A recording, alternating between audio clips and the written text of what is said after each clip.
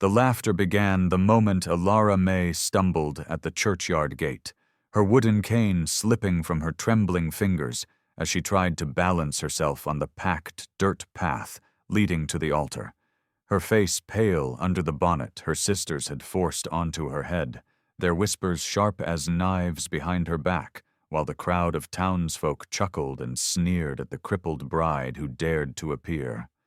A boy darted forward with cruel glee and kicked her cane aside, as if it were nothing more than firewood, sending it clattering into the dust, and Alara collapsed to her knees, the basket of flowers meant for her wedding spilling across the ground as petals scattered like broken dreams. Someone muttered loudly that no man would ever carry such a burden to his bed. Another snorted that it was a sin to even call this spectacle a wedding, and a third spat on the earth as if to cleanse the town of her shame. Her sisters stepped back quickly, unwilling to be seen helping her rise, while her father stood with arms folded, cold eyes fixed on the church doors, muttering that the family had already wasted too much on a daughter who could not walk properly. The murmurs swelled into cruel laughter, the kind that cut deeper than blades, until suddenly the crowd fell silent as a broad shadow stretched across the dirt.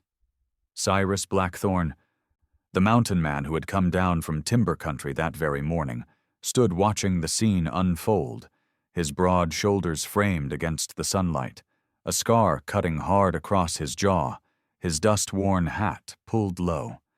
His reputation had always been one of solitude, a man who belonged to the wilderness more than to towns or churches, but now his gaze fixed on the fallen bride as if the whole world had narrowed to this one moment. Without a word, he strode forward, his heavy boots stirring dust that swirled around the hem of her torn dress. He bent, picked up the cane from the dirt, brushed it clean, and placed it back into her lap with surprising gentleness before his arms swept beneath her. In one effortless motion, he lifted her against his chest as though she were light as a feather, his expression unreadable yet fierce with purpose. Gasps rippled through the gathered crowd as Alara clutched at his shirt with trembling fingers, her breath catching in disbelief, her bonnet slipping back to reveal tear-streaked cheeks that burned with humiliation and wonder. Cyrus turned slowly, letting every eye meet the fire in his own, and his voice carried over the square like a vow carved into stone. "If she cannot walk to the altar, then I will carry her myself." The words cracked through the air, silencing even the cruelest tongues, and for a heartbeat no one moved. The preacher's mouth hung open, the children stopped their giggling, and Alara's father's face flushed red with fury as he sputtered that this was not how things were done. But Cyrus ignored them all. He adjusted his hold on Alara, settled her cane across his arm like a banner, and began walking toward the church doors with measured, deliberate steps. Alara buried her face against his chest, torn between shame and relief, her heart pounding with a rhythm she had not felt since before the accident that had taken her ability to walk. She could feel the strength in his arms, the steadiness of his stride, and for the first time in years, someone's strength was used not to scorn her, but to bear her weight, as though it was an honor. Murmurs rose again from the crowd, some outraged, some awestruck, yet none dared step forward to stop him. In that instant, every future of mockery or pity seemed to fall away, leaving only the question that trembled in every watcher's chest. Was this mountain man claiming her as his bride in front of them all?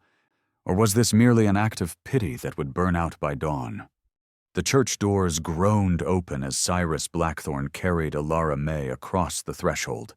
The weight of her shame turned suddenly into the weight of his vow, and the crowd spilled inside after them, muttering, whispering, demanding to see how far this spectacle would go.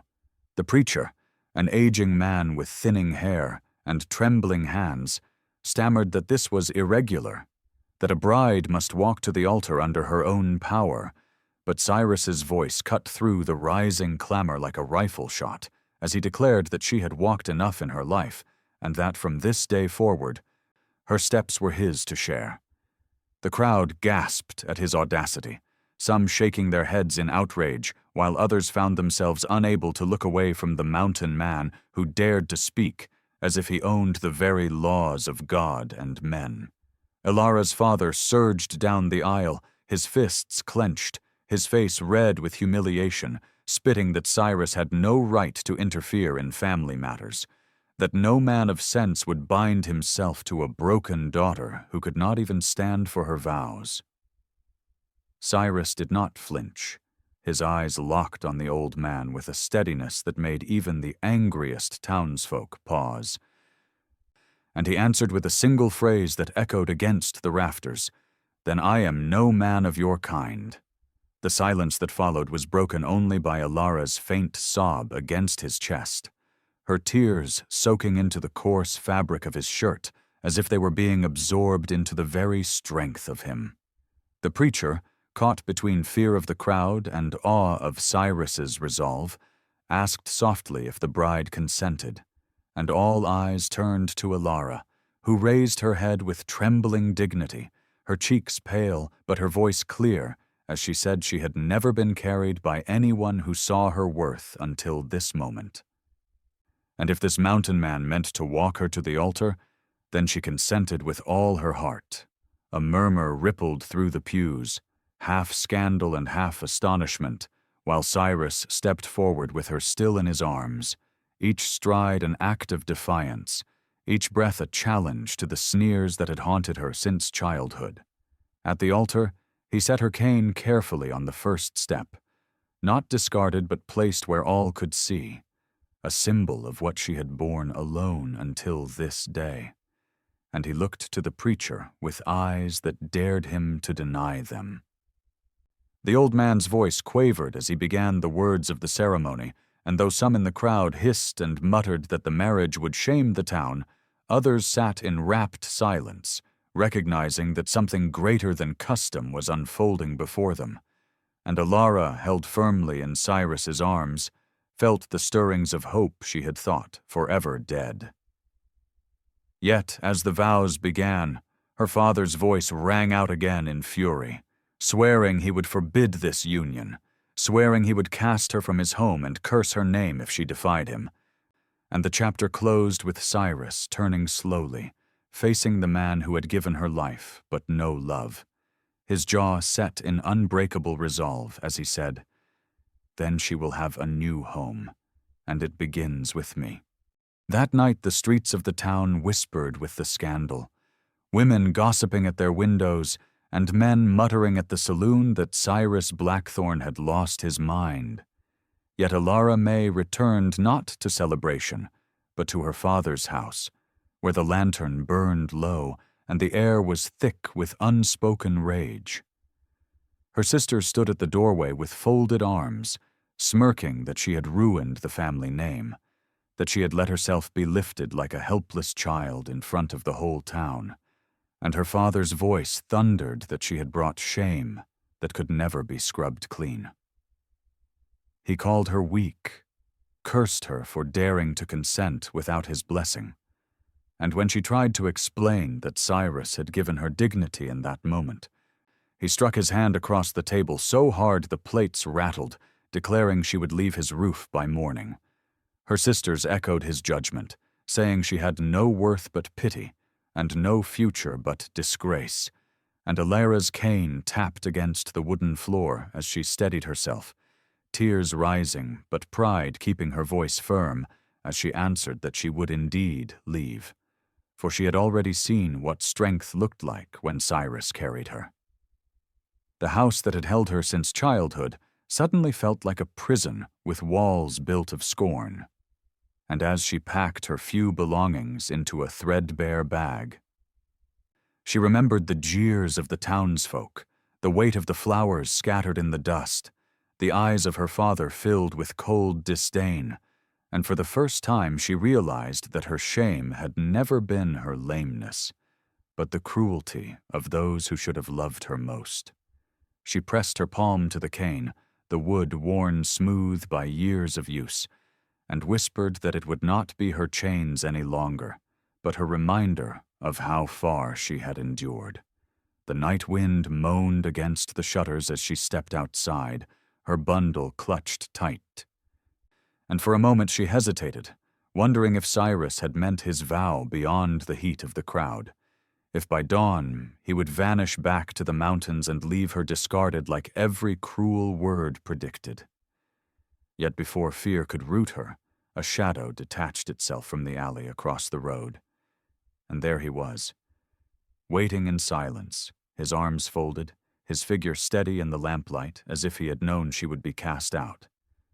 He took her bundle without a word, slung it across his shoulder as though it weighed nothing, and offered his other arm for her to lean on, his expression softening when she whispered that her father had ordered her gone. "Then you'll never set foot where you're not wanted again," he said simply, guiding her away from the only home she had ever known. The night closing around them as her father's curses rang from the window, and the town watched in stunned silence as Cyrus Blackthorne claimed her not with words, but with action, leaving only the question of where this path of defiance would take them. "Lean on me, not the cane," Cyrus said quietly, as they climbed the narrow path toward the dark timberline, his voice firm but not unkind, the crunch of snow under his boots steady as Alara struggled to match his stride. The town lights faded behind them, replaced by the silence of the wilderness, and with each step she felt the weight of her father's curses lessen, though fear of the unknown pressed against her ribs. When at last his cabin appeared, a sturdy shape tucked between pines, smoke curling faintly from its stone chimney. Alara stopped, breathless not from the climb, but from the strangeness of belonging nowhere except here. Cyrus pushed open the door, letting the warmth of firelight spill out, and for the first time since she had fallen in the churchyard dust, she did not feel eyes upon her, only the steady presence of a man who acted without hesitation. He set her bundle by the hearth, poured water into a tin cup, and told her she could rest without fear. But Alara's hands lingered on her cane, as if letting it go meant admitting she had been carried into a life she had not chosen. She whispered that the town would never forgive him, that he had tied himself to disgrace. Yet he only knelt beside the fire, feeding it a log, his profile sharp against the glow, and answered that the mountain did not care for gossip, only for strength. And he had seen hers in her eyes even as the crowd laughed. She wanted to believe him, wanted to trust that his cabin could be more than a shelter from the storm of her father's rage. But doubt twisted through her chest like cold wind. Still, when Cyrus set a plate of stew before her, his hand steady and his gaze unflinching, Alara realized she had crossed the threshold into a life where survival and dignity might finally be hers. And the flicker of hope that rose inside her carried the dangerous taste of beginning. Snow fell softly outside the cabin as Alara sat near the fire, her cane resting against the wall, the shadows of the flames dancing across the wooden beams, and she found herself staring at Cyrus as he mended a leather strap with hands both rough and precise, wondering why a man who could survive anything the mountain threw at him would risk his name for a woman the town had already cast aside. Her voice broke the silence before she could stop it. "Do you want to know why I cannot walk without it?" And when he looked up, she felt the weight of his gaze as though he were bracing for a truth he had already guessed. She told him of the wagon that had overturned when she was 15. Of the bone crushed so badly no doctor believed she would stand again. Of the months her father left her in the darkened room to heal or die, while her sisters whispered she was better hidden than seen. And of the day she swore she would never beg another soul for pity, even if it meant dragging herself across the floor. Her hands trembled as she spoke, the words tasting of shame. Yet when she lifted her eyes, she found no pity in Cyrus's face, only recognition. and he set the strap aside before pulling up his sleeve to reveal the deep, jagged scar that ran from shoulder to elbow, a wound earned in a rock slide years ago that had nearly cost him his arm. "It never healed right," he admitted quietly. "I can lift a tree, but I cannot hold a quill steady, and the townsfolk called me half a man." For a moment they sat in silence, two broken bodies lit by the same fire, until Cyrus leaned closer, his voice steady as granite as he said, "Scars don't shame us, Ilara May. They prove we're still here." The words struck her deeper than any kindness she had ever known, and though doubt still whispered that the town would tear them apart, the warmth of his truth wrapped around her like the fire itself, carrying her into a night where she dared imagine that the mountain had not only carried her body, but her spirit into something she had thought forever lost. By the week's end, the story had spread beyond the churchyard, carrying through every saloon and mercantile until Ilara May's name was spoken with laughter, and Cyrus Blackthorn's with disbelief, men shaking their heads that a mountain man would tie himself to a cripple, and women whispering that he must have lost his mind after too many winters alone. When Cyrus rode down to the town for supplies, leading his mule with firewood strapped across its back, the jeers came openly, a blacksmith calling out that he had married pity instead of strength, another sneering that the cabin in the pines would soon echo with complaints instead of children, and still another swearing he would not waste nails on a man so foolish. Cyrus did not answer at first, but his silence only emboldened them. And when one of the braver men stepped forward to shove him, the mountain man's scarred hand shot out like an iron trap, seizing the man by the collar and lifting him clear off his feet until the crowd fell into stunned silence. His voice was low, steady, and carried through the frosted air as he said, "Mock me all you will, but speak her name again in scorn, and I'll see you eat your teeth." The man crumpled when released, and though no one spoke another insult aloud, the muttering followed Cyrus all the way back to his mule, the weight of their stares heavy as judgment. Meanwhile, Ilara sat in the cabin by the fire, stitching the torn hem of her dress, her heart pounding every time the wind rattled the shutters, fearing that the town would drive him away for daring to protect her. When Cyrus returned, the weariness in his shoulders was clear, yet he set the bundle of goods on the table without complaint, his jaw hard as he explained that their scorn was nothing compared to the mountains, and if she could endure storms, then she could endure this. Ilara wanted to believe him, but when she took the cane in her hand, she felt again the memory of being kicked to the dust before them all, and the thought twisted inside her that perhaps he would one day tire of carrying a weight the whole town despised. That night, as the fire burned low, she whispered that she feared she was only a burden, and Cyrus turned his scarred arm toward her so she could see its jagged line in the glow, answering simply, "Then let them say we're both burdens. Together we'll carry twice the load." His words silenced her doubts for a heartbeat. Yet outside the cabin the gossip thickened like storm clouds, promising that the next blow would not come in whispers, but in something harder. Something meant to break what they were building. Sleep would not come to Ilara May that night, for every word she had overheard in town seemed to rattle against the walls of Cyrus's cabin, voices calling her a disgrace, a burden, a woman no man in his right mind would choose. And though the fire still glowed in the hearth, she felt as though she were sitting in the dark, her cane resting against her chair like a cruel reminder of everything she could not change.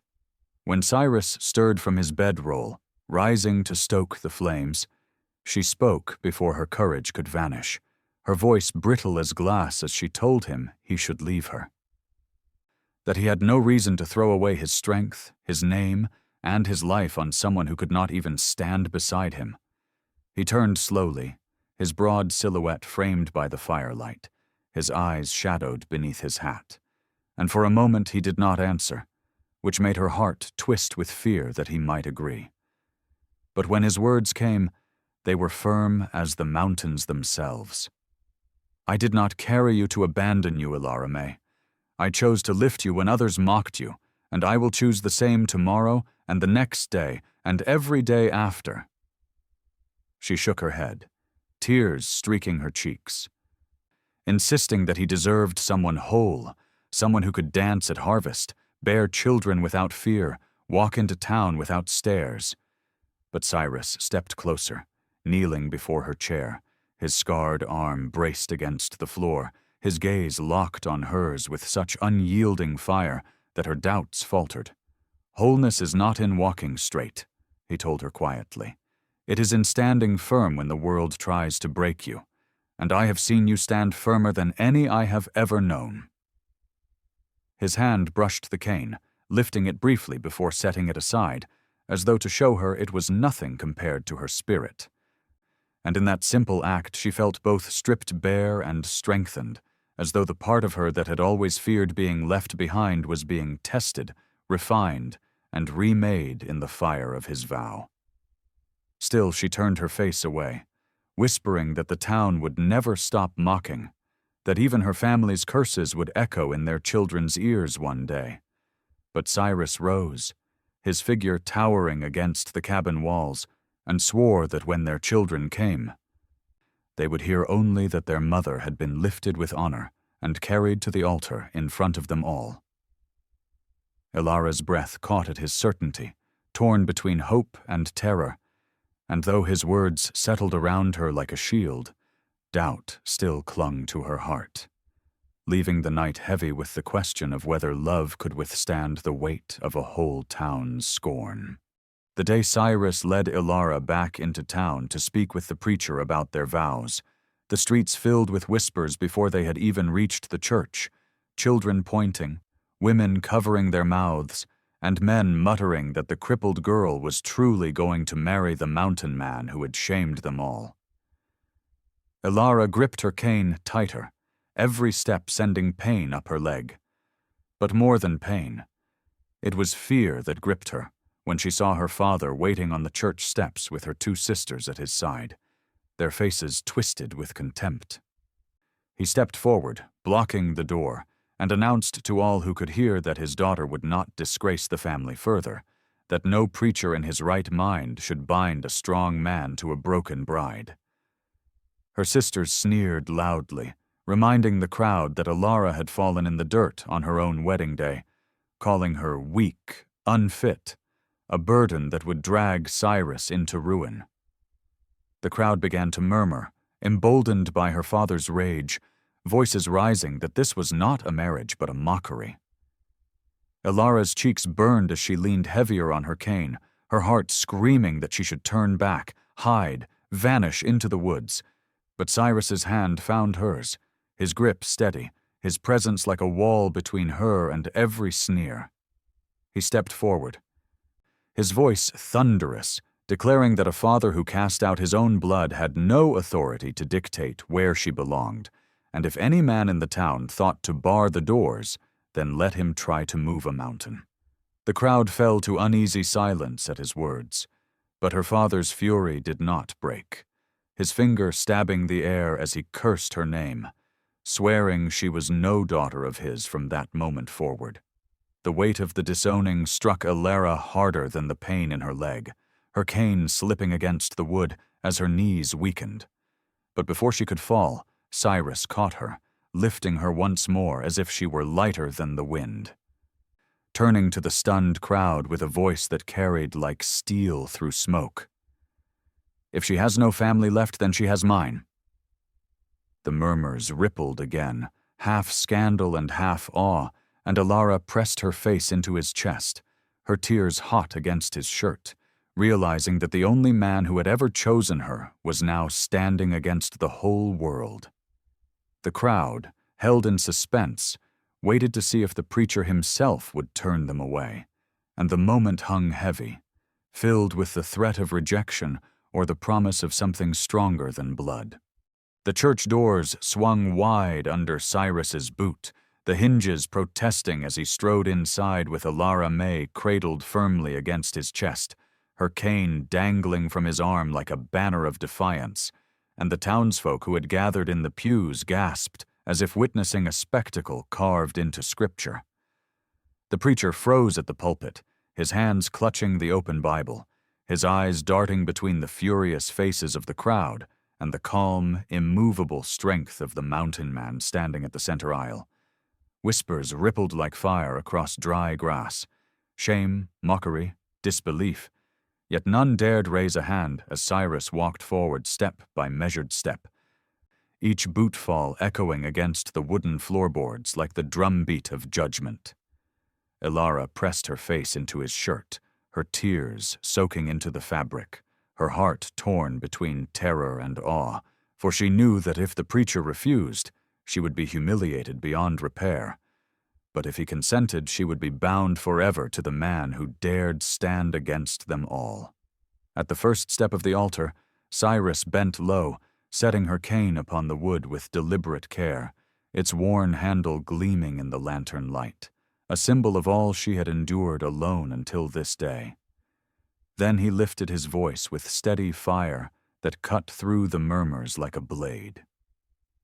She has carried herself long enough. Today, I carry her. The silence that followed was heavier than thunder, until a woman in the crowd wept aloud, her sob breaking the spell, and suddenly the murmurs shifted, some in pity, others in wonder, but all unable to deny that something more than stubbornness was unfolding before their eyes. Elara's father stormed to the aisle, his hand raised as though to strike, but Cyrus's glare stopped him mid-step, a promise of violence simmering in his scarred jaw that made the old man retreat, sputtering curses under his breath. The preacher, trembling, cleared his throat, his voice quivering as he asked if both bride and groom stood willing, and Cyrus looked down at Elara, his eyes softer now, waiting. She lifted her hand, weak but steady, brushing against his collar as she whispered, "Yes." Her word was quiet, but it rolled through the church like a hymn, silencing every doubt. And when Cyrus turned to the preacher and gave his own vow with nothing more than "forever," the crowd seemed to lean forward, waiting to see if the ceremony would truly go on. The chapter closed, with the preacher raising his Bible high, his lips forming the words that would bind them, while outside the bells of the church swung in the winter air. Ready to proclaim a marriage the town had tried with all its power to prevent, the preacher's voice trembled as he spoke the vows, his words floating through the church like fragile smoke. Yet Cyrus Blackthorn's answer was thunder when he declared his "I do," his scarred hand steady as stone, his arms still holding Elara May as if she were the most precious burden ever given. All eyes turned to her, and for a moment her courage faltered, the weight of her father's curses, her sister's smirks, and the crowd's cruel laughter pressing against her chest. But then she remembered the way Cyrus had lifted her from the dust, the way he had placed her cane on the altar as if it were not a mark of shame, but a relic of endurance. And she found her voice clear as a bell. "I do." A hush swept the church, so deep that even the crackle of the lantern seemed to vanish. And the preacher closed his Bible with a sigh that sounded more like surrender than blessing, declaring them husband and wife before the eyes of the town. Cyrus bent low, his lips brushing her forehead in a kiss that was both gentle and unbreakable. And when he straightened, the crowd erupted, some gasping in outrage, others clapping through tears, a few even kneeling as if they had seen something holy. Elara's father stormed out, his boots striking the boards like thunderclaps of fury. But his absence only widened the space for something greater to settle, and Cyrus carried her down the aisle with the dignity of a king leading his queen. At the steps, he paused, glanced back at the altar where the cane still rested against the wood, and did not return for it. The crowd understood what the gesture meant before a word was spoken. The life she had known, the shame she had borne, the pain she had dragged with her. It was no longer hers alone. She clutched tighter to him, her tears falling now not from humiliation but from release. And as he pushed through the doors into the blinding winter sun, the bells tolled, scattering their sound over the town like a proclamation none could deny. The people watched as the mountain man walked away with his bride in his arms, her cane left behind, her face radiant with the strength of someone who had finally been lifted into the life she deserved. The wind caught the petals of the flowers that had fallen days before, lifting them into the air like a promise. And though the town had tried to break her, Ilara May had had been carried into a future brighter than any vow they could have imagined. Please like, share, and subscribe to support more true-hearted stories on Echoes of the West. If you had been in that church when Cyrus carried Ilara to the altar, would you have stood in silence or clapped for her courage? Tell us in the comments.